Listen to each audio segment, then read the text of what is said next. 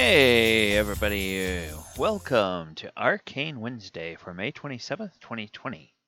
I'm your host, DM Gallibond. And today on Arcane Wednesday, we are going to be looking at the 5th edition spell, Blade Ward. Alright, let's go ahead and get into our look at this. As we always do on this show, we start by looking at the current spell in 5th edition and what it actually does today. And then we look back at the history. And this is one that's got a short history, but it's kind of an interesting one in the way that it has morphed. Okay, in 5th edition, Blade Ward is a cantrip available to bards, sorcerers, warlocks, and wizards. And cantrips are, of course, those things that you can cast without using up a spell slot. They're considered 0-level spells, and they just have very minor and short lasting effects usually. So it's an action to cast, only works on the caster, verbal somatic, lasts for only a round, and it's in combat. And until the end of the next turn, you have resistance against bludgeoning, piercing, and slashing damage dealt by weapon attacks. Now in 5th edition, resistance means that you take half damage. So if somebody hits you with a sword, let's say, and it would normally do 8 points of damage, with resistance you only take 4 points.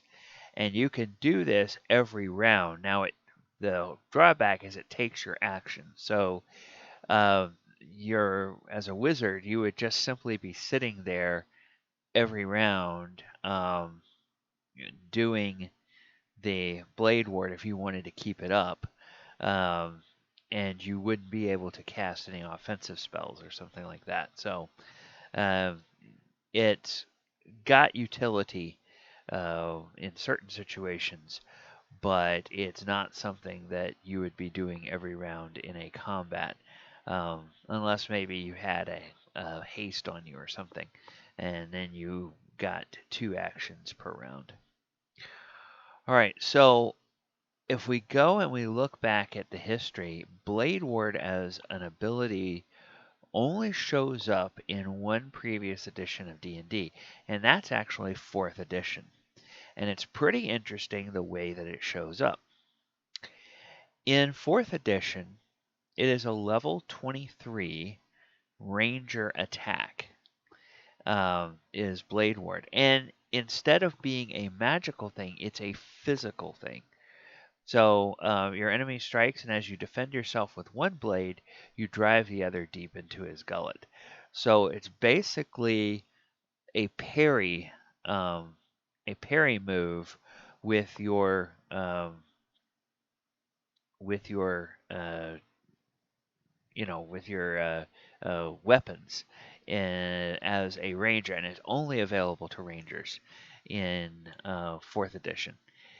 And so it's a reaction thing that,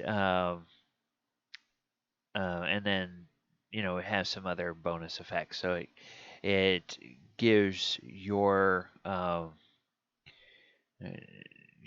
attacker takes a penalty until the end of your next round that's equal to your wisdom modifier. Now with this, this is going to be just an attack, which is I believe the red powers are encounter powers. Yes, so they're encounter powers. So you can use this once per encounter. You can't use it over and over and over again. But then it recharges for the next fight. Is the way that works in 4th edition. So it's very strange to see that this is something that has only recently shown up, and especially only shown up as a magical effect.